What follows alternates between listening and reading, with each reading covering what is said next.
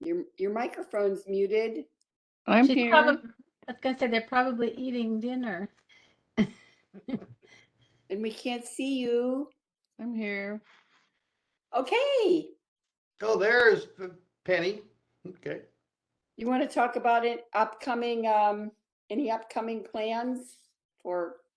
Well, Saturday at 10 o'clock at Dana Adobe is Rancho Heritage Days there. So Yeah. that's an official field trip starting 10 a.m. at the location there off of Teff Street here in Napomo. It's a $10 entry for the event. That's outrageous. hmm Normally it's $1 8, per person. but because it's Heritage, Heritage Days, they upped it a couple bucks for a fundraiser. Yeah, that's okay. Is that, are we meeting before that or just gonna meet up there? Just meet up there at the it's a small place. We could meet up there. It's at the end of Oak Glen. Yes, It's really okay. easy to find. Just follow the signs. And that's at 10 o'clock? The 10 o'clock start. Okay, good, all right. And then we have the next weekend is Bodie Day. So those willing to That travel starts 2 days before. yeah, probably. But that'll be centered in Lee Vining, and that'd be Friday through Monday. Oh, I wish I already had something, but that sounds like a great trip, Penny. Yeah, just a little quickie. I can't wait. Gonna have to. I've never been to Bodie. Never been to Never been to Bodie. I've been to Antelope Hills, Lone Pine, Lee Vining, the lake. I've never gone into Bodie. Well, you got to do it. One of these days. Oh, boy. Yeah, we've been there several times, but we've always wanted to go to Bodie Days. That's that when you have Bodie Days, people dress up and Mm-hmm. it sounds like a fun event. Yeah. When is that, Elaine? Well, That's August. the field trip that Penny's doing. Is Bodie Days. Don't It's they during occasionally make arrangements for camera groups to come in and have exclusive access in the evening or whatever? Yes. In They- fact, there's a couple. They have a list of different leaders for their different tours through, because they have to vet you, I think, before they let you through or something like that. If we ever had a group together, I think it's Jeff Sutherland. I think that's his name. Um, he leads groups through there that he made a comment, if you bring the group to him, he would give you a discount on the fee. And he does a lot of the evening shots, there, middle of the night type stuff. And will they let us put lights inside the building? I don't know. Never been there during the evening like that. Yeah, that'd be fun. Yeah. Cool. Bonnie, we can see you. Yay, Bonnie! Oh, Come on. You sure. disappeared. Was too much. Hi, Bob. We don't see you, but we know you're there. Yes. Hi, Bob. He's It's Penny. And, Yeah, I hit the and there's button. Bonnie again. back. Okay, it's Bonnie. 7:07, so I think we probably need to get started. I'm just going to reiterate about what the board changes in our print competition. The board met this week, and we will have our first in-person meeting at Merrill Gardens on the 17th of August, so 2 weeks from today. It will be a print competition. Len Woods will be judging, and Merrill Gardens is very excited to have us. They've called me multiple times to encourage us to come. They were disappointed we weren't coming today, so they're all ready for us to be there. You need to remember that we will need to wear masks when we are inside of the facility. So from the time you step through the door until you leave, you should have a mask with you to wear. And please bring your vaccination card if you have one. I will try and keep a list of those who are vaccinated, and so you don't have to do that more than once. And if you are not vaccinated, I'm going to ask you to come at 6:30, a half hour early, so that I can test you for a negative COVID test. I have the test that won't cost anything, but just come early so we don't hold up things to get you tested. So that's it. Now we made a change. There will be only 2 categories in print. You will either have large color or large mono. That's all we'll be judging. Large color, large mono, no small prints, no digital, no slides. No slides. Yeah, sorry, Penny. It's a print competition, not a slide competition. Yeah. So that's it. That's all the news. I'm so excited to see you all in 2 weeks in person and back at Merrill Gardens. It'd be like crazy. Okay. So I'll turn this over to Alan, who is running our program meeting tonight. Okay, and you were talking about an announcement. You want to talk about the upcoming election? Yeah, we need an election sometime in the next probably month and a half. And I'm not going to be president next year. I've served 2 years. And so we need someone who is interested in stepping forward to be president. And the same goes for all the positions. We need people that willing to step up for secretary, treasurer, vice president. Usually the president steps down to vice president, and I can probably do that. But if somebody else wants to do it, have at it. So please email Alan or myself if you are interested in any of the positions that we'll need to have filled for 2023. Okay, and then maybe I should just go through the list of what we have coming up. I'm looking at the schedule. So August 17th, it's in person at Merrill Gardens with our print competition. September 7th, which is the first Wednesday of September, we're going to have the online digital competition. It's going to be Still Life will be the theme. September 21st, the third Wednesday, we'll have a program meeting in person at Merrill Gardens. October 5th, we'll have another in-person meeting at Merrill Gardens. That'll also be a program meeting. We'll figure something in a program. October 19th, which is the third Wednesday in October, online digital competition. November 2nd, it'd be our in-person competition at Merrill Gardens. That's the first Wednesday, which I believe is the date that we're supposed to, that date, I think we have our election, or we can have it on November 16th, the online. Well, that's gonna be online, so maybe we could do it either way. And then December 10th, we have a room booked at Casa Grande Mobile Estates. It's a Saturday for potluck. We could not get December 7th. Bill Hood's wife signed it up a couple of months ago. But, of course, that's going to be COVID and monkeypox dependent. So we'll see how that goes. So basically, the in-person meetings will be August 17th, which will be a competition, September 21st, which will be in-person program meeting, October 5th, which will be an in-person program meeting, and November 2nd will be an in-person competition. Thank you. So we'll see how it goes. And then another thing I think I should, we discussed it at the board meeting. If you have a photo of your Vax card on your phone, that should be sufficient. But you do have to prove you're vaccinated.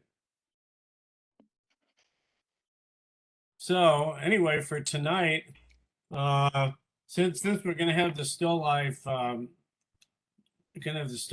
competition in September, I thought we should discuss still lifes, and so we can do it any way we want. We can show and tell. We can maybe watch a YouTube video. We can do whatever. But let's talk about it. First of all, I decided to look at a definition of still life.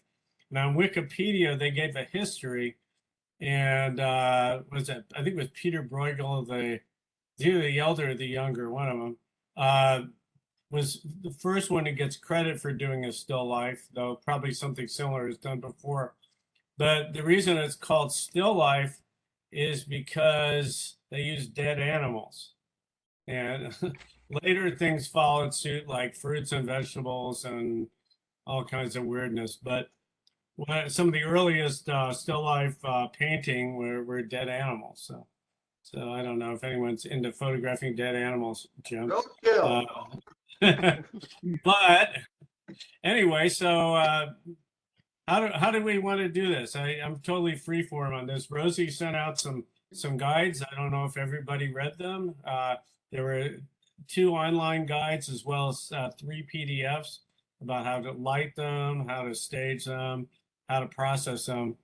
Who here has done still life photography before? I have. Yeah, a little bit. I was going to say, before we go on, I was going to say one thing.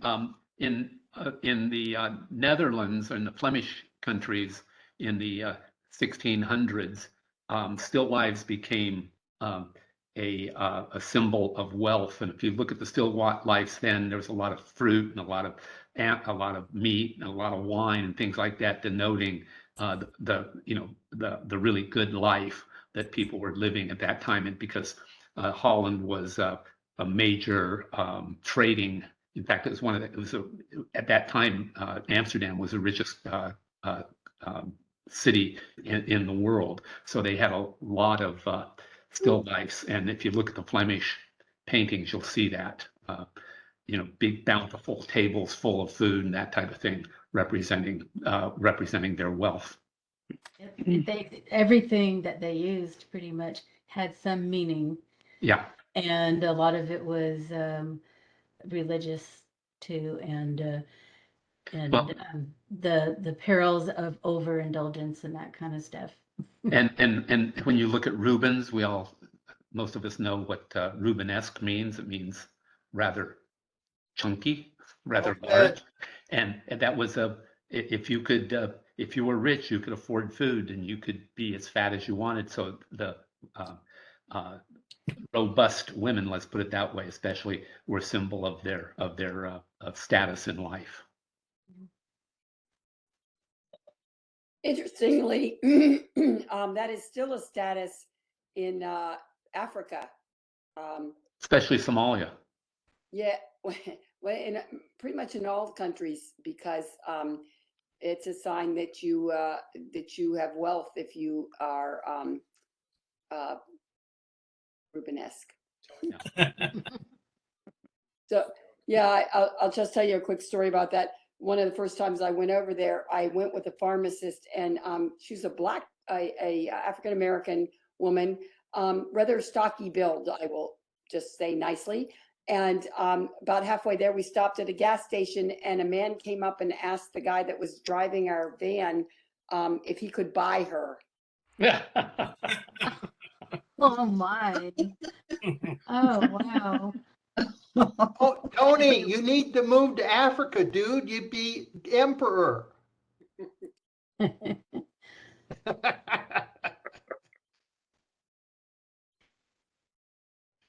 It's Yeah, interesting how different cultures view things so differently.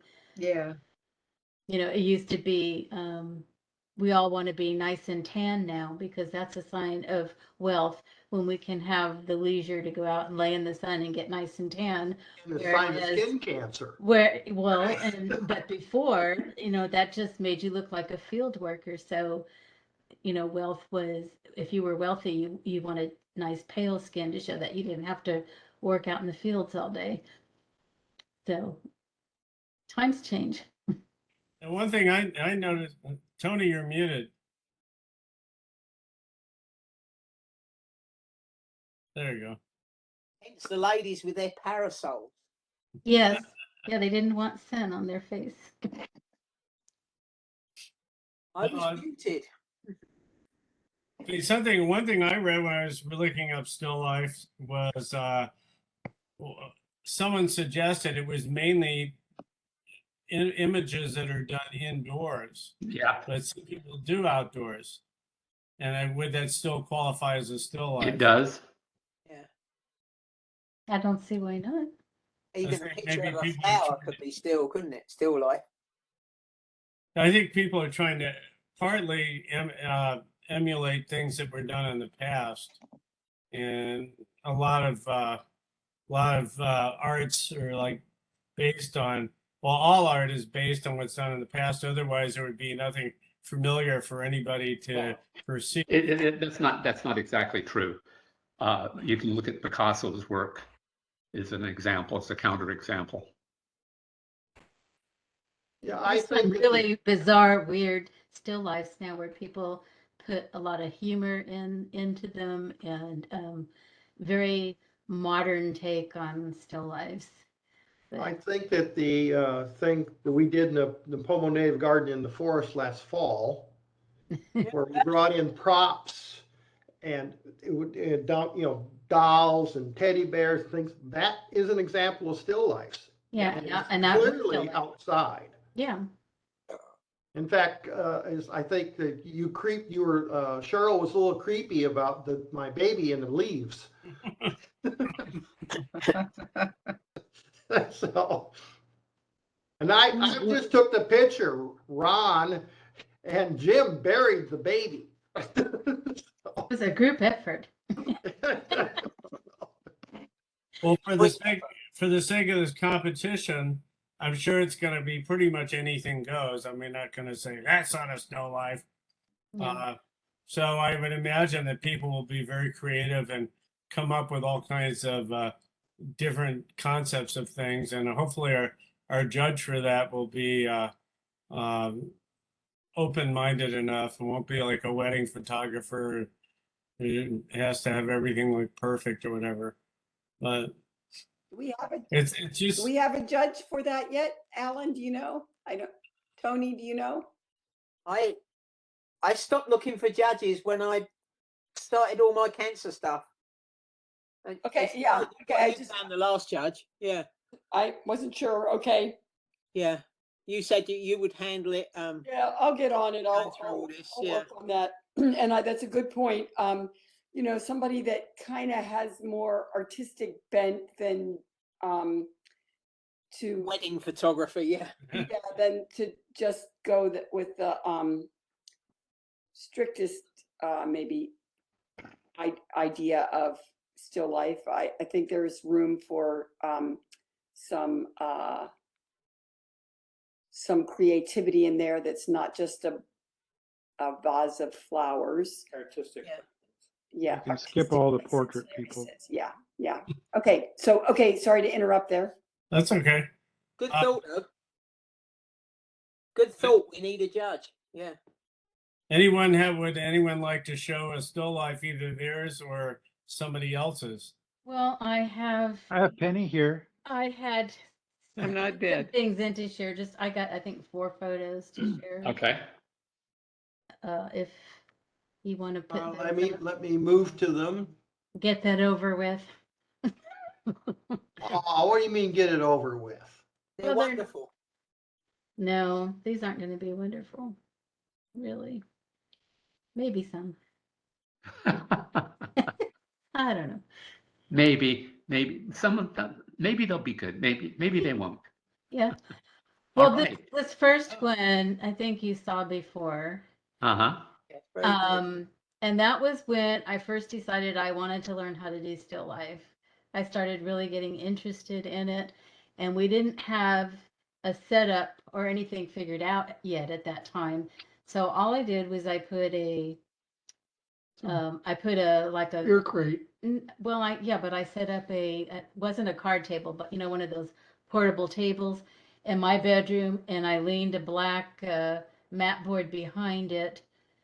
And we happened to have this old box and used one light over on the right hand side. Nope, must have been on the left from the light. And but anyway, just one light, and that's what I got. And that made me more interested. I thought, well, you know what?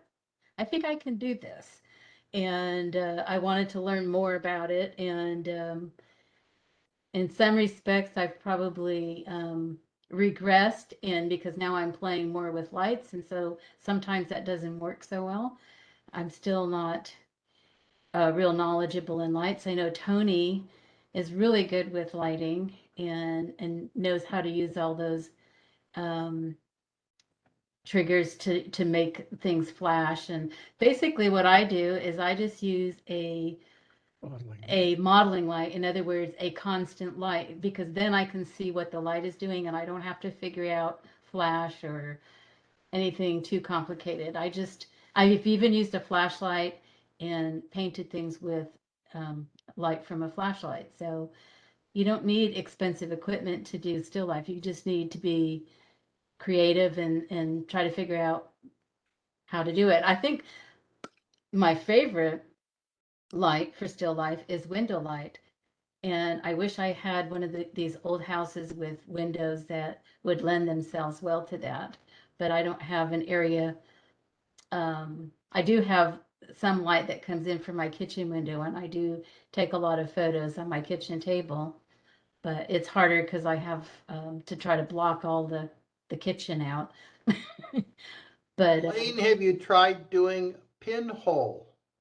Still I life. have not tried to do pinhole, but I do have one example here where I've just played with a lens baby, and I wanted to show. Now this one here, I wanted to show is, you just have to try stuff. It doesn't always work. And this is a good example of that. I showed this to show it's just a simple setup. We have a board that I use because I don't have a nice table to use. And so that board is supposed to look like a piece of furniture. And my background is just something I got some paint at Michael's and some craft paint and just painted some backdrops. And what I was trying to do here is I like I said, one of my favorite lights is window light. And so I was trying to make it look like I was next to a window. And I don't think I pulled it off successfully. There's a lot of problems, I think, with this one.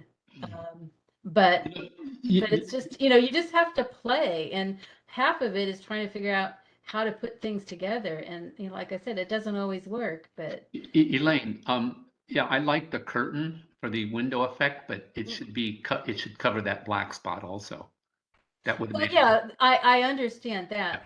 This would, That's just cropping. yeah, I would have to crop that out. I just showed this so that people could actually see what the setup looked like. right. This is not a finished or a photo that I would consider finished, and or a success. And but it's just fun to play. It's really a lot of fun, and a lot of this stuff, like all of this stuff I had around my house already, except for the curtains, it's just a piece of fabric that I bought. It's like a couple yards of fabric, and I just hung it up there. So Yeah. anyway, It's a good effort. yeah, Yeah, it looks good. It but could the do more with, you play, the sort more of, you learn what works and what doesn't work. So a reflector on the right would have brought some light back into the flowers on yes, that side, and yeah. maybe But take. part of the thing, Tony, is I have this I love in my still lives, I like really dark shadows.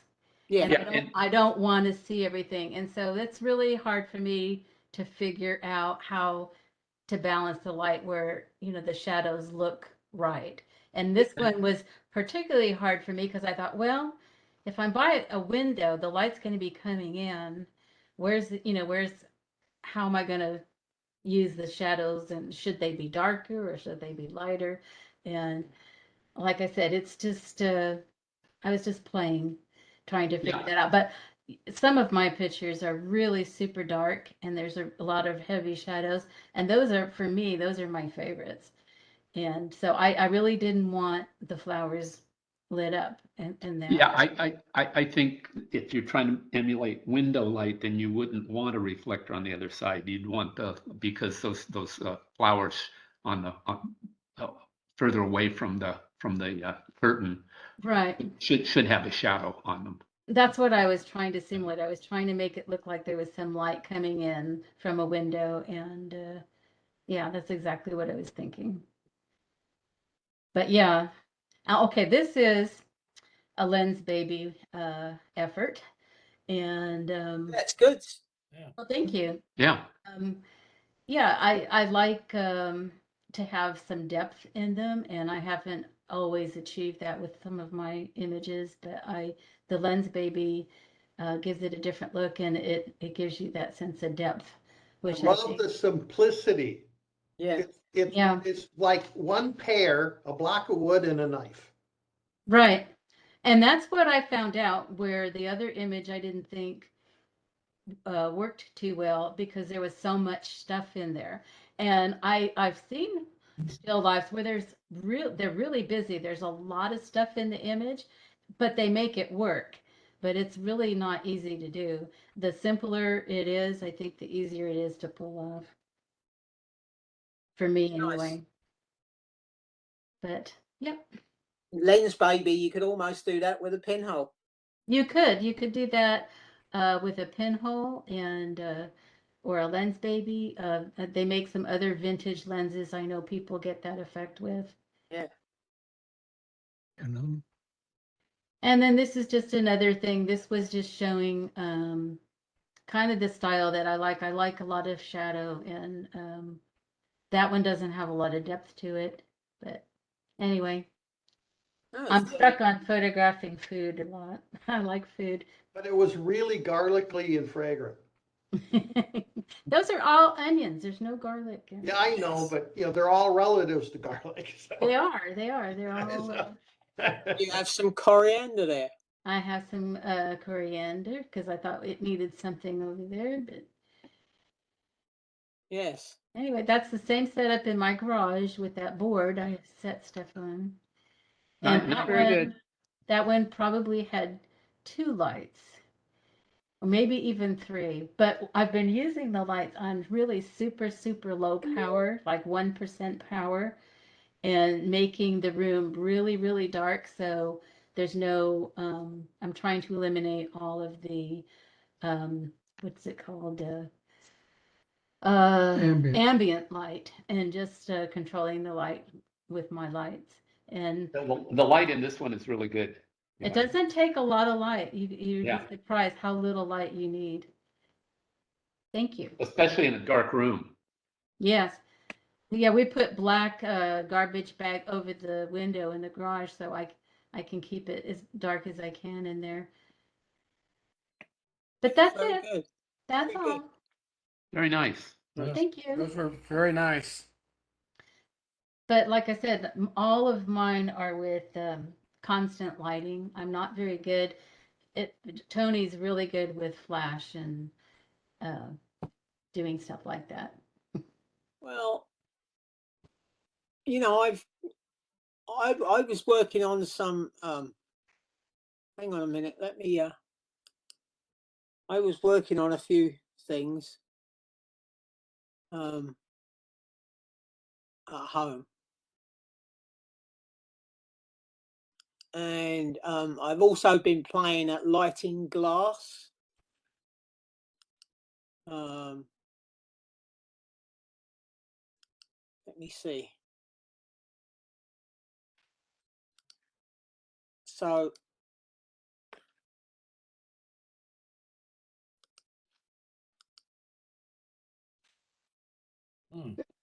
so I set up this is from window light, purely window light. Mm-hmm.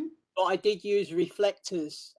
There's a black board behind it, and I use reflectors to make this coffee scene, shall we say. Yeah, the light's great, Tony. That's beautiful.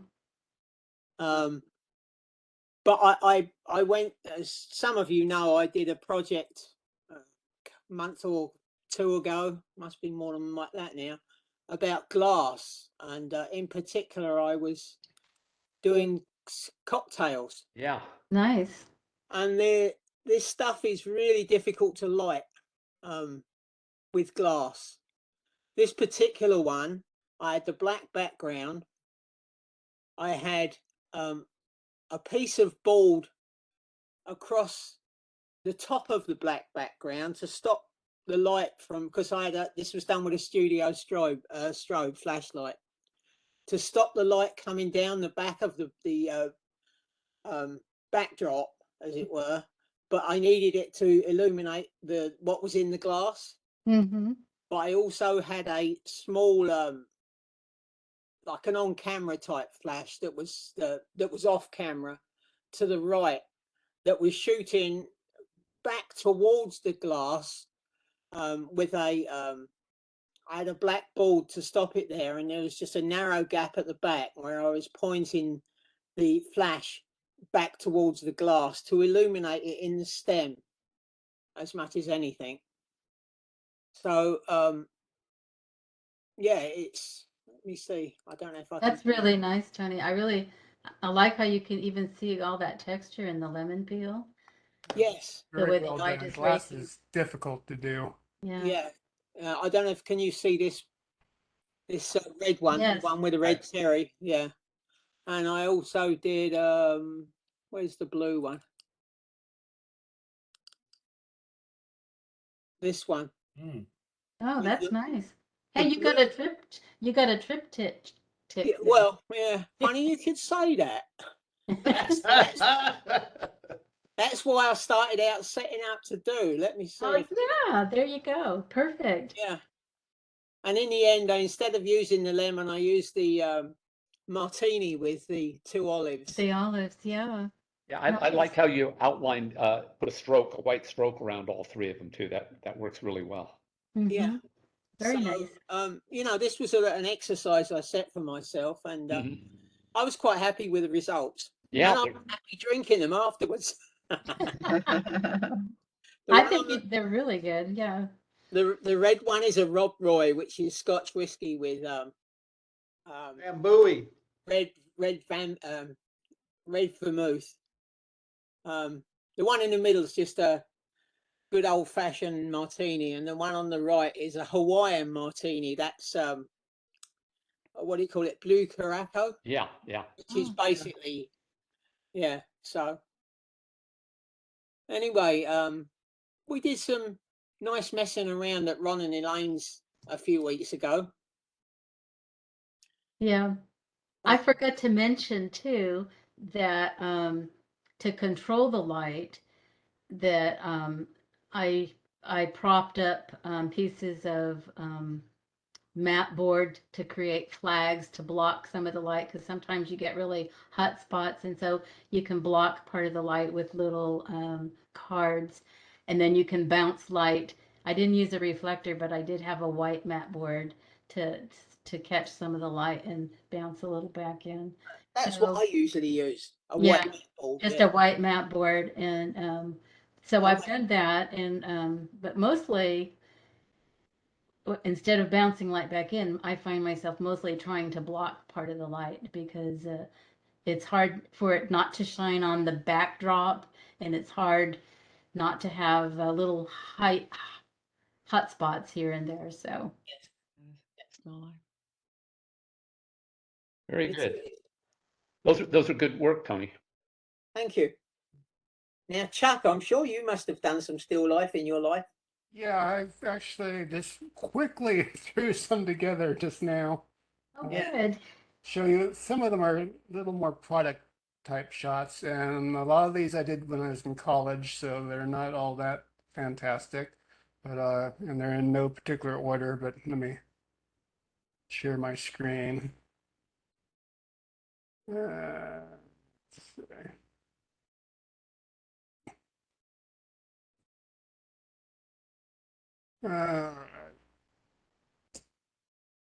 All right, this Yeah, we've seen this one. It's cool. yeah, some of these you've seen. I've probably Right. shared these But this was shot with 4x5, Hmm. and it was multiple exposures because I was trying to get the reflection of the tiles were black, and I shot a blue gel into them to try and get the blue color, and underneath them I had a red gel shining up to give the red light, and trying to balance the roses and all the different lights. I shot quite a few different exposures, and it was quite an ordeal.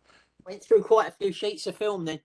I Yeah. like the red rim light on that vase too. Yeah, that worked out well with the Yeah, that's tiles, really nice. creating that. That was strictly from the tiles. That's pretty beautiful. This is just more like a product shot, but just I got a dial caliper and I wanted to play with it, so I got a almond and put it in there. Is this symbolic for an old girlfriend, Chuck? Nope, just playing around. Oh, and I colorized the almond. It was a black and white. Cool. This Nice. is one called Bite Me. I got these molds of my teeth when I had a crown a long time ago, and the dentist gave them to me, so I still have them. That's Nice. cool. This one, I was reading the daybooks of Edward Weston. It's kind of, quality's kind of crappy. But this was shot with 4x5, and he was talking about window light, and he's talking about photographing celery, like big giant flutes of columns and stuff. So I had a piece of celery in the fridge, and I put it on the table next to the sliding glass door and shot that. So that was Edward Weston inspired. Very good. Very cool. Speaking of dead animals, here's a still life. This is Yeah. up Highway 1. This is more like a product shot. I had to do this for a college art project, or a photo project. The claw was for an art project. We had to make some sort of 3D sculpture that worked, and I made a crab claw. So Yeah. I figured, def wood stain is, when you're in a pinch, use def wood stain. This was for college also. Just grapes and some wine. Not all that great, but it was one of my first attempts. This was another one I did for college. Like this one a little better. That's nice. Yeah. Yes, it's nice. What's in the pot? That's the Jeez. oh, I can't remember what it's called. It's just a cheese spread, but it came in these Crocs. Ah, Oh, I remember those. Yeah. Yeah, I loved them, and ate a lot of them when I was in college. I haven't seen them for a long time. yeah. Nice. Very nice. This one you've probably seen. This is just 3 eggs from we kept our horse. They had chickens, and they had the chickens laid different colored eggs. So I got them, and I got a piece of black acrylic, drilled a small little hole in the acrylic so the eggs can be stood on end, and then just lit it with a single flash diffused through a sheet of paper. Mm. I like doing very minimal lighting on things like still lifes and anything I can. Yeah. That's really nice lighting. This was photo manipulation. This is my porthole. So I like Paul. yeah, so the port is sucking in the flowers. It's the porthole. Ha ha. This was a still life I did in college. It's kind of, at the time I was taking so many pictures, and I felt like I was, experiencing life more through the camera than actually living it. And so this is You're my- getting into the world of surrealism and Dora Maar here. Yeah, so this was actually all, done. It wasn't done in the, dark room. It was, actually set up like this, and I just grabbed a bunch of old photographs and set this up. I did a plaster cast of my hand. Yeah, very good. Nice. I said Dora Maar because I was just looking at some of her work, and she's got one of a nautilus shell, I guess, something like that, with a hand coming out of it, and the hand reminded me of that. American Photographer used to have a monthly contest in their magazine. This was selected on it's one of the winners. Yeah, very good. That's a great photo, Chuck.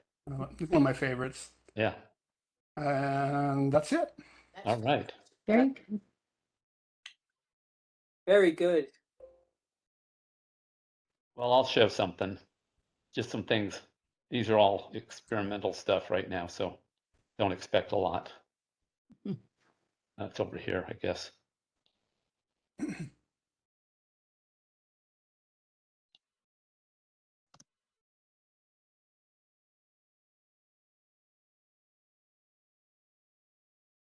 It's neat.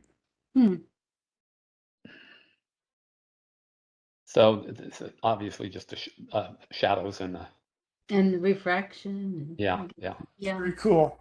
yeah. Mhm. Well, thanks. What's in the glass? Flower stalks or? It's flowers. Yeah, yeah. Yeah. And you can just see a little bit up here of part of the flower, but it's just a bunch of flowers in an empty glass.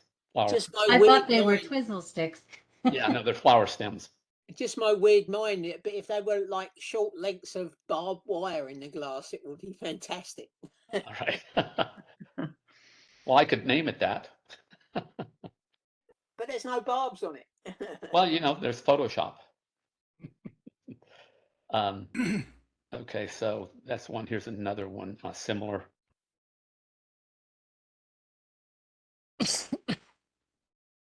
That's nice. Yeah, thanks. I like the shadow of the flower. That's Mm-hmm. Yeah, this is all window light also, both of those. And then we have not terrific, but I saw it there and I thought, well, what the hell, make a But photo. that's a good example of, just a natural outdoor scene that can Right. be a still life. Yeah, yeah, And at first I thought you had the slide in upside down. yeah. And then we it's a have, hard time loading his digital images at right side up. yeah. I wonder what it would look like flipped 180 degrees. Might actually be better. Because then the top would act like a ledge, a support for this. Yeah, but this way you have to take a second look at it, like, what? Yeah, yeah. Why is that cigarette butt not rolling away? Right. Yeah. And then the real still life. Still life. Yeah. This was in New York City on the street. Oh, You wow. saw that in, Yep. oh my gosh. Yeah. I like how all the little detritus stuff kind of worked into the. Jim, are those sterno cans? I don't know. I think I really don't know. They might be just tops, lids for a They bottle. look like they have wax or some burnable substance in them. Yeah, yeah. I'd say it doesn't make you look wealthy to have this. It doesn't what? It doesn't make you look wealthy. Oh. Well, obviously you've never been to Jim's house. But there is meaning there. Yes. There's a message. Alcohol kills. I made my fortune in extermination. Here's proof. Satisfied client. And then there's just this I made with that Petzval lens that I talked about. It's sort of like I like like- that effect. yeah. This is over at that house over Montana de Oro. That Oh, yeah, it's one of the displays. So that's it. Nice. hot diggity. I show my lights. Very nice. Okay. If you want to. Yeah. I had some questions I wanted to ask. One was about lighting. Traditionally, the lighting for still lifes in the traditional sense of it is kind of diffuse lighting. And the other thing is regarding photography. What about focus stacking for a still life? Is that? There's no reason why you can't do Yeah, I that. mean, No, yeah. And oh, by the way, Chuck, I was going to say something. That one photo that you showed of the cabin, that wasn't really a still life. oh yeah, Well, you're talking about dead roadkill, so I've Right. Yeah. actually I entitled that Still Life, I think. Yeah. So if he cropped out part of the scene and concentrated on the animal, then it would be a still life, Jim? I'd have to see it again, but I think it would be. mean- I guess I don't remember it well enough, the details of it. And then, Yeah. and then my screen's very small, so I didn't even notice the animal. That's why, yeah, there was a dead animal in the image. I think it was a Rib cage. sheep. I probably have over 1,000 orchids in bloom that I photographed, but I don't think of them as still lifes. But they can be. They certainly I can be. guess they could be, but I have never thought of them that way. I was mostly focusing on accurately displaying the bloom. Mhm. There you go. Wasn't about lighting or anything. It was like Mhm. accurately displaying the blossom. Mhm. Well, one of the definitions of still life that I read mentions specifically flowers. So, Well, and it there you doesn't mean go. cut flowers in a vase. Or just No, but these weren't cut. These were living plants. yeah, no, I know, but I was just I saying don't that, think of them as still lifes. right. They're still livings.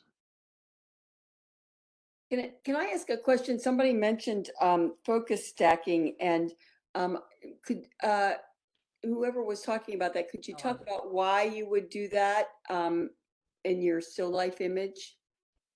Well, I mean, I wouldn't do it. I've never even done I focus. think there's a Depth good of reason to field. do it, and that would be if you really don't, I mean, there's times when you don't want the background in focus, and so you want to use a really wide open aperture because you don't want everything in focus. But then maybe part of the scene isn't getting in focus that you want in focus, so you could focus stack just to pick out the areas where you want your focus. That's Well, it doesn't really matter the technique you use. no, but I mean, wouldn't that be a good reason? Sure. That's the Yeah, reason I was depth, going to depth of field on a close-up subject is a good reason to photo stack. That's the way they do most macro photography. Yeah. Right. You could, have like F22 and get everything in focus, but then you'd have to look, you'd have everything in focus and you might not want that. Of course, when you look at the history of still life, the early history, people weren't doing things out of focus. Everything was very sharp. Right. I'll show you. Because they had a 1 millimeter lens. Well, they didn't have any lens. Well, they did have lenses. Or pinhole. So, I'll show you another one that I showed you before that is a still life, I think. And I think it fits the bill. There you go. Okay. Nice. That's also minimal. So it's a minimalist still life, if you want to call it that. Anyway, Yeah, I guess you could call it still life. Yeah. yeah. It's nothing moving. Yep. There's, well, There's I've got a really couple wide images I'll share. Okay. Oh, yeah. We got together with the Calverts at their house. Yes. When was that? A few weeks back, a month yeah, ago? a month or so ago. Yeah. And in their garage, and we played with a bunch of stuff. And this is basically some of the first still lifes I've ever done. That's nice, Greg. Mm-hmm. And most of the wood is mine. The food is the Calverts. I was running back and forth. I said, "Do you have one of these? Do you have Yeah, that?" she was. She was a great hostess. It was. We had so much fun though. I really. Yeah, we did, and we liked the light. We played with lighting, and we did all these weird things. And Yeah, and I provided the wine. yeah, and then we kept adding things and changing things around just to see what we'd get. Yeah. This looks a lot like Chuck. Tony's, yeah. Or Tony's, rather. Tony's, Yeah, yeah. we did the But setup there. Here's a good case, Cheryl. This is a good example where I should have probably done some focus stacking because it's not all in focus. Yeah, the flowers look a little out of focus. Well, it focused on the coffee letters, but the rest of it, depending where you look, it's slightly out of focus. Yeah. Yeah. So this image could have benefited from focus stacking. Yep. Thank you. Yeah, that's good. I get that. But you know, that's what I have, so. Very good. Those are good, Greg. Yeah. I might as well do mine. Elaine wanted me to show our lighting so people will kind of Yeah. see how we set things up over here. Let's do that. Is that mine? Yep.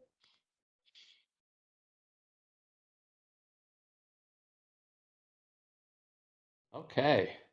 Can you see that? Uh-huh. Yeah. But the one tiny little square light is really an inexpensive light, Yep. and it works really well. So this is a workbench we have out in our garage. We do have two big light stands and one small tabletop light stands. We have a couple of lab stands, and we have a whole assortment of backgrounds that we've painted.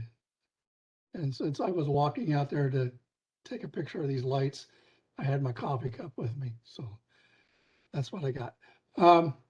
So those are how we set things up. And then these are assortment of lights that we use. We use rotolights. The rotolights both have barn doors. One is over here and one is inside a softbox over here. These lights have both modeling lights. You can vary the intensity from 0 to 100%. And you can take the color temperature, I think it's 3,500 up to 6,300. And they do flash. So I've used them with flash. You can use a strobe. You can use them with strobe. The little guy in the middle, Ed saw me using this when we went to the Rose warehouse, whatever. That's my favorite one. This- Of the lights, that's my favorite. This is a LumaCube panel mini Go. It's battery powered. Oh, the rotolights are both battery and AC powered. You can do either or. The rotor or the LumaCube is just battery powered. It is adjustable from 0 to 100% lumens output. And it also, you can adjust the color temperature on And you it. can put a diffuser on it. And it's sitting on top of its diffuser. We have another little tiny light that we use sometimes. It's just a pure LED light. It's battery powered and no controls whatsoever. The other things that we use are various flashlights for doing light painting.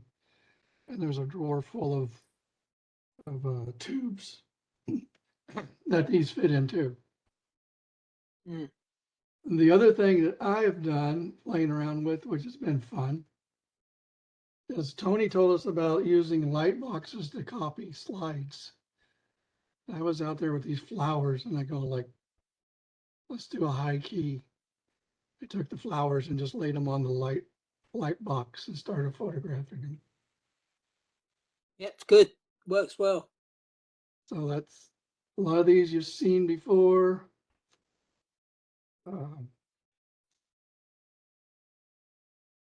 I like that. This was my dad bought this camera in Japan in 1951.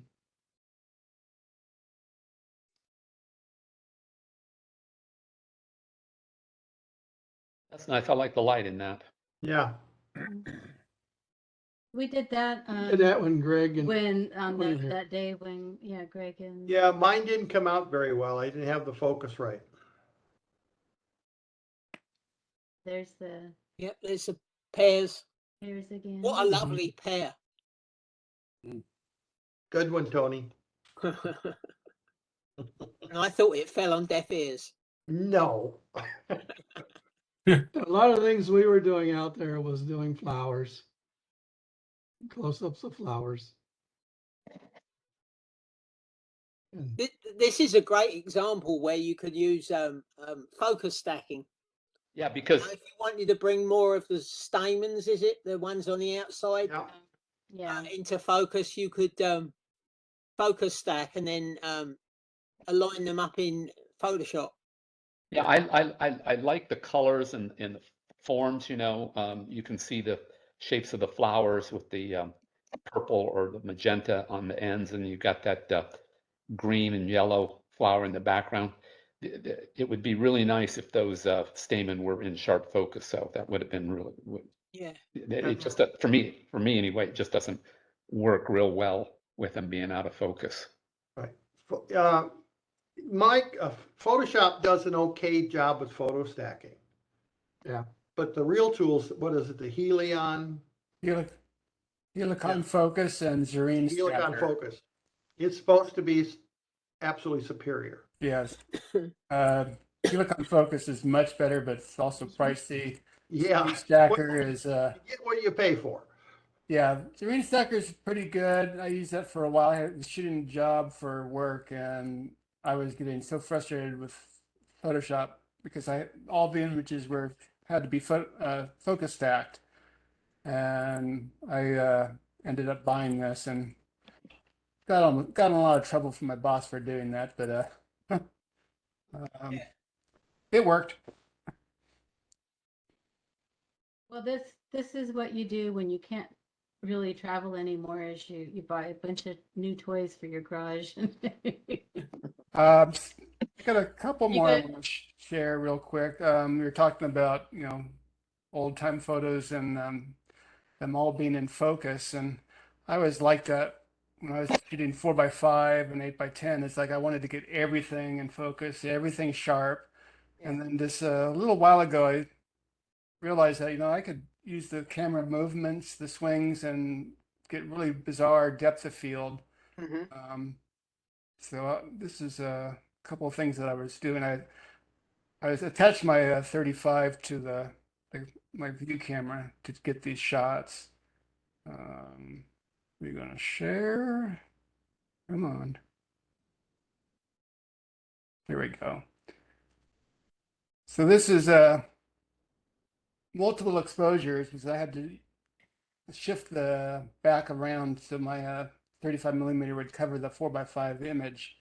But these are just a couple hay hooks at our feed barn, and so I tried to throw the depth of field off just to get the hay hooks in focus. Yeah. So it accentuated the depth of field with that.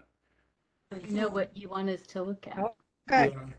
This is the same thing. I wanted the middle of the clamps to be in focus, and a very low depth of field. I would have gotten maybe one clamp or something, and center parts wouldn't be that sharp. So this was also, swinging the camera so it accentuated just a certain depth of field.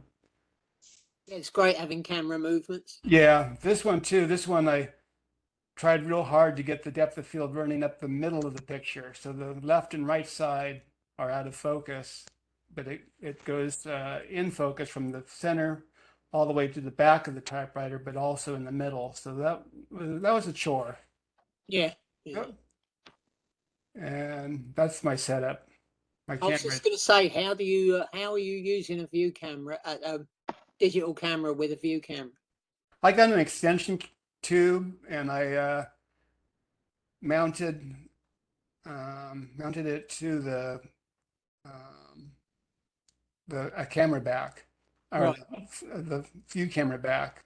And if you can see, it's kind of there's a real narrow gap, so I needed the tube just to space my camera so it would fit and not hit the view camera.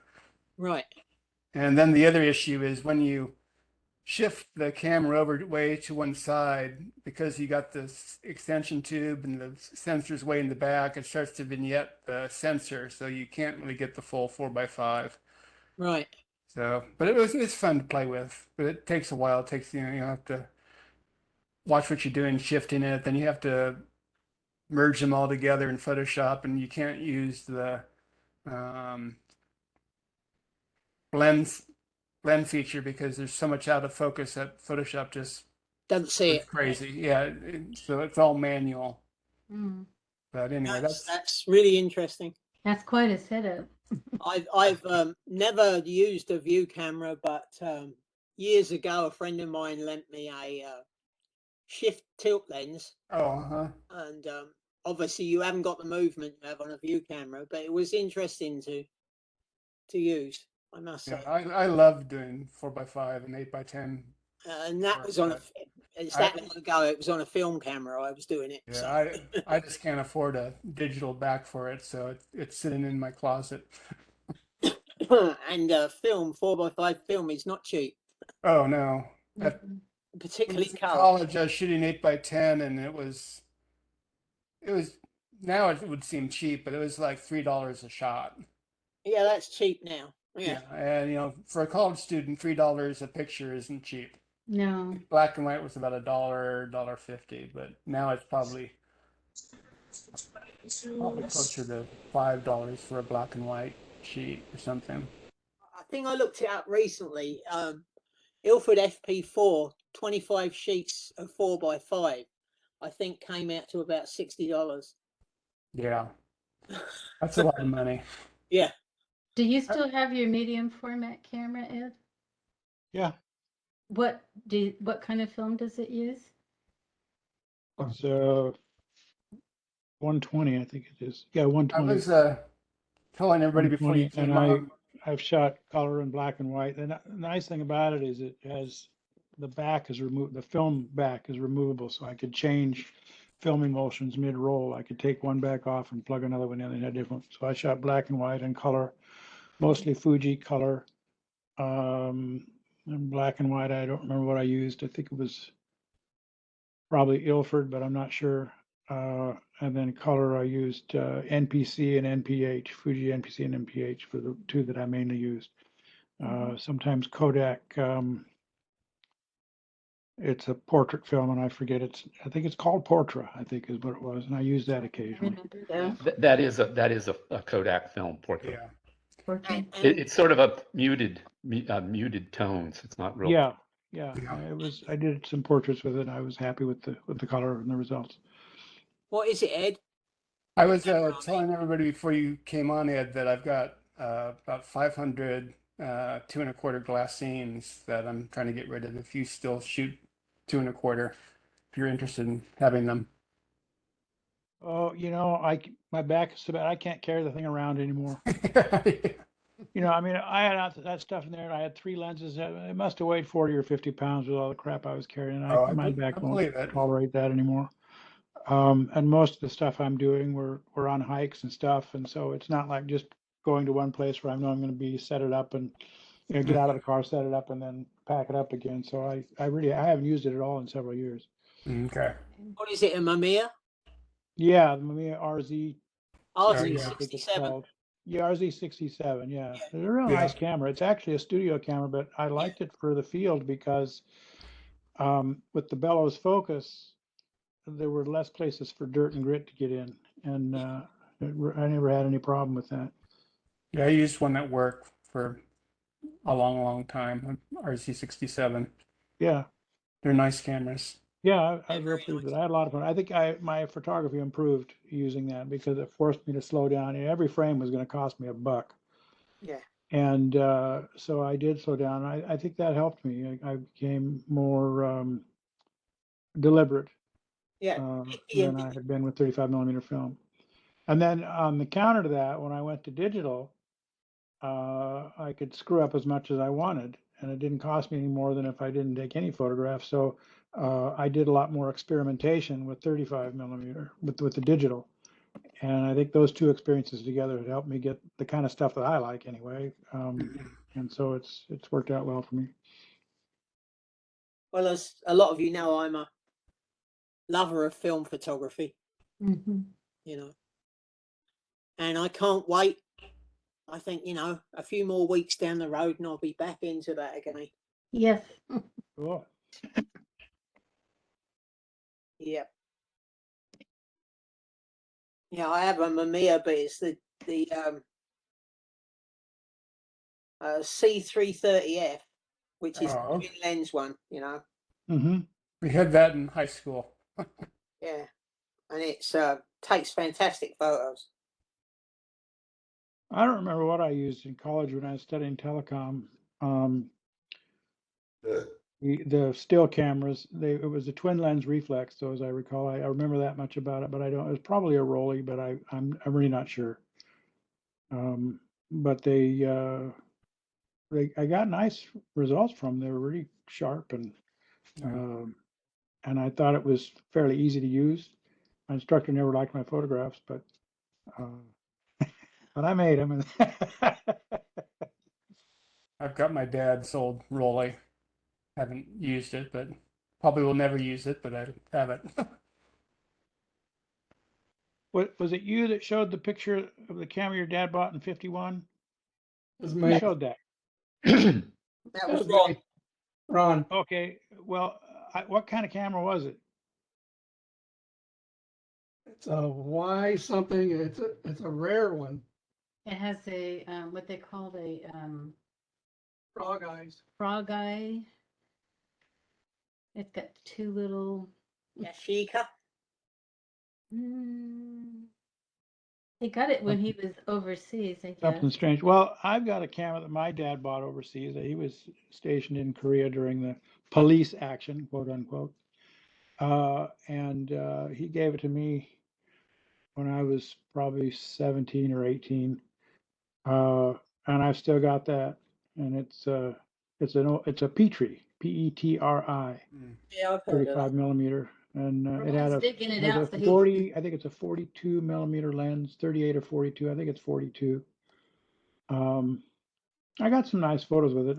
I wanted something with interchangeable lenses so I get different focal lengths, and that's when I bought the Canon. But yeah, some of those little cameras, they do all right. Yeah, they're fun. He's trying to get it down so he can see who makes it now. We forgot Does it still run? Could you still Um, put film in it? I don't know. We haven't tried it. Probably old enough not to need batteries, so it probably works. It probably Yeah, well, the does. old Petri I have, it's all mechanical. There's no one of batteries or the anything. And cameras he gave me that a we got little light meter to on- use, which I had trouble Yeah, it figuring still out had what film that in it. meant. And but yeah, I think it still works. Yeah, it should work, but we just Yes, my Mamiya, like your RZ67, it has bellows to focus. When you turn the Yeah. focus, it comes out Yeah. on bellows. Leaves. Unlike the Rolly, they didn't do that, did they? it's a Welmy, Well, me. Welmy, WELMY 6x6. Oh, Wow. Yeah. Well, my notes from my mom says it's rare because it has they call it the frog eyes, and you can't really see it, but they're green. Oh yeah. You can shine light through them. They're green. They were made. It was only made from 1951 to 1953. You put that around your neck and drive around in a bug eye Sprite, and you're already set. Yeah. Yep. I had a bug eye Sprite. You should have kept it. I know. Yeah. We used to have an MGB. Fun I had too. one of those too. Did you? Yeah, a GT. Tony had an MGB. Also. NGC, GT. C, sorry. Hey, this is Yeah, even I older. first saw an MGC in Death Valley. Yeah. I didn't even know there was such a thing till I saw Oh, it yeah. there. Yeah, it's the one right after the B. Yeah, I Oh wonder no, how it that was happened. simultaneous with the B. It was simultaneous with the B, but instead of having the 1800cc 4-cylinder engine, it had a 3-litre 6-cylinder engine. Yeah. Yeah. I saw it. We were at Furnace. No, we weren't at Furnace Creek. We were at what's that other place? Stovepipe. We were at Stovepipe, and there was a one park that. Oh, what the heck's this? 6-cylinder MGC. Yeah. It was great. I wish I sold it to get married the first time. What a mistake. You should have kept it. It saved you a lot of money. Yeah, I know. Oh dear. I wish I had that baby now. Yeah. I wish we had our MGB still. Well, that was a fun car. I still got my pocket rocket. Yeah. Yep. That was the MGB was the car that I learned how to drive a stick on. And that was really something because when I sat in that car, I couldn't reach the clutch and push it all the way down because it was so far away and the seat would only go up so far. So I had to prop myself up with all these pillows so I could actually put the clutch down. And that's what I learned to drive with. That was a long time ago. My sister had an MG midget, and every time I put my foot on the clutch, my knee would get jammed between the steering wheel and the door. So You are a little on the tall side. Yeah. Yeah. I learned to drive a VW Bug without shifting. Oh, I did that. Without using the clutch, I should say. No, Yeah. you use Now gas you do pedal. that. Oh, wow. My As long as I it's learned to do that, and then unsynchronized my wife transmission. had a Honda, and her clutch cable broke at work, so I drove it to the shop without the clutch. Yep. So yeah, it's a good skill to have if you have a clutch or a manual transmission car. You just have to When I listen went to Montana on a bus, that the clutch was only used to get it into first gear, and then the rest of the time the clutch didn't work anyway. So it was You just clutch had free to, for the rest of the gears. you just had to listen to the Montana and engine. back. Yeah, you just had to listen to the engine. You could tell by Yeah, yeah. you know. Yeah, You feathered the pedal and shifted between the cycles.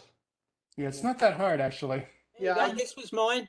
Oh, Wow. look at that. That was me and driving it. Yeah. Very You were cool. you were the passenger, Tony. Come on. No, no, Yeah. no, no. Don't That's forget, a we drive on the wrong side of the road over there. okay. That's a you know lie. what? He still drives on the wrong side of the road. Yeah, That's right. that whole thing's a lie, Tony, because it says it's only 4 years ago. Oh well, that was when I posted it on Facebook. I'm just teasing you. Yeah, I know. Yeah, that's really cool. I like the license plate on it too. It's very authentic YPC British car. 650G. Do you know, a few years ago, I looked up, I put into Google, I put my license plate, YPC 650G, and got quite a history. After it left me, you Oh, know, at some point it was stolen and recovered. Somebody repainted it a totally different color. But it was, when I had it, it was just a couple of years old. Chrome spoke wire wheels. It was a beauty. I loved it. yeah. Yeah. Wouldn't it I be found out fun just if we about a would week have all ago what still? color my car is. It's olive green. Ah, I didn't know what it was called. They didn't make very. What that guy say? How many did he say they made? Do you remember? No, I don't know anything about what you're talking about. There were not very many made that color, and there's another guy has a Sunbeam Tiger, and we went out to see him, and he says, they didn't make very many of these. I said, I've never seen another one, and I think it was something like 89 or something. They made that particular color. I don't know, but yeah. olive green it's called. I always called it baby snot green, but I guess the official term is olive green.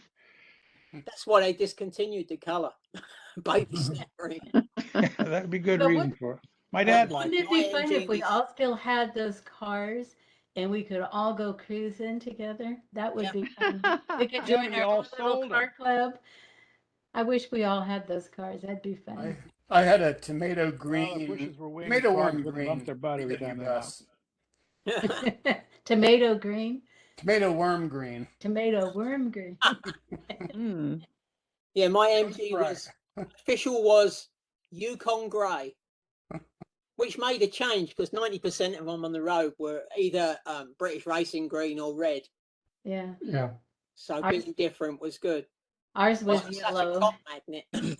My Bug-Eye Sprite was British Racing green. Green. We had a yellow one with a rag top. I've never owned a rag top. Mine was a convertible hardtop. Oh, I lie. I had a beach buggy for a few years. But it So, spent yeah, so- most of its life in the garage because it always rains in England.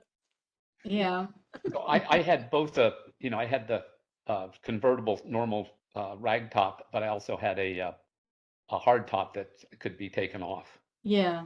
We could have got one for ours, but we just had the ragtop. My daughter's first car was a convertible Mustang. That was fun driving around without the top down. Yeah. Still have that down in Los Angeles in an apartment garage. Probably going to be selling it soon. You're going to be selling everything and moving east. Yep. Getting rid of things. Mm. When's that scheduled, Chuck? I have no idea. His Who are you wife hasn't visiting, told her Jack? yet. Yeah, just my wife wants to move as soon as possible, but still not sure about it. And she's actually out in North Carolina right now, so she's getting the heat and seeing what that's like. But Tell her you'll move when there aren't any more hurricanes. They don't really get them where in Charlotte. It's pretty far inland, so maybe some nice storms, but definitely no hurricanes. Did you hear about the hail that they got in Canada this week? Oh no. Great. Yeah, they got some monster hail there. Yeah, Yeah, grapefruit size size hail. hail. And it Well, I'm not there. lasted for like 15 minutes. Oh wow. Must have destroyed a lot of cars and roofs. Yeah. Anyhow, anybody else got any more information they want to share about still life? As we left the subjects and went on to cars. Oh, there's still life for you right there. I was thinking of Cheryl's picture that she did. I think that would be considered a still life. Remember, Cheryl, when you hung the fruit and vegetables by strings and you created that piece of work? That would be a still life, wouldn't Yeah, it? definitely. Definitely a still life, yeah. Yeah, that you went through a lot of trouble to create that one. Yeah, her homage to some artist. Yeah. You can look up the painting. So I was sort of trying to reproduce his painting, but yes, I think that was a still life. Yeah. Yeah. Yeah, that's what got me started, is just trying to create that look that from the old paintings. Can you make a video of still lifes and enter it? Oh, probably. You could make a That would be tableau good. of still lifes and video from Show. next. I want to say Rosie sent us some information about still lifes, and I went through all of that. I think that was quite helpful for me. Yes. Whose is this? Rosie's? No, this is mine. Okay. Would you call this a still life? Yes. Yeah. Yeah. Well, it'd be better with your hand out of it. Yeah. I Well, I think the hand in there is a I problem. joined the camera club in November of 2014. They immediately handed me that phone. I remember. Oh, yeah. Told me I had 2 weeks to come up with the end of the year competition. Yeah. So, You did better than I did. I didn't. well, I got honorable mention for it, but Good. I called it call waiting. Yeah. Sitting there with a glass of bourbon and waiting for that phone to ring. So, Yeah. Although I don't think the hand would disqualify it. I think it would be better if the hand, as a still life, it would be better if your hand wasn't in it. yeah, but for what I was labeling as, the hand Right. was part of it. Yeah. No, Sitting but there waiting for the phone to ring. right. And a lot Anyways, of You weren't product, doing it as a still life. So but no. it's in a lot of product photography. If you look at product photography, which I think they do consider that still life, but maybe not. But a lot of times they introduce a hand doing something, and they still call it still life. yeah. In Rosie's article, they had that hand, Yeah. and that was considered still life. Yeah. So I think you're good with that, Greg. Yeah, that's good, Greg. So hands, they said hands are considered. Well, yeah, they I can't enter that one. It's already been entered and awarded. Oh, that's true. That's true. But they actually. Is this still live? And they Still life.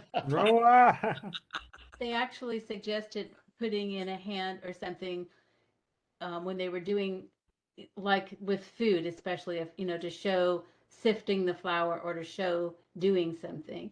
They actually encouraged that, and I think they still considered that still alive, but I might be mistaken. That would be product photography. I'm It's a gonna bit have to different. look up. And, Yeah. Food photography. Well, product photography when they were, they're doing it to sell recipes and stuff. Well, of course, yeah, any particular photograph could probably be in categorized multiple different ways. Yeah, but that would be interesting to see if that would eliminate it as a still life, because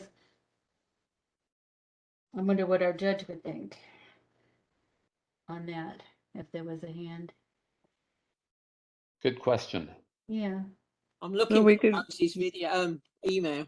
yeah, Okay. he could watch Rosie's look at Rosie's stuff she sent us, and, and then it would have it in there ahead of time.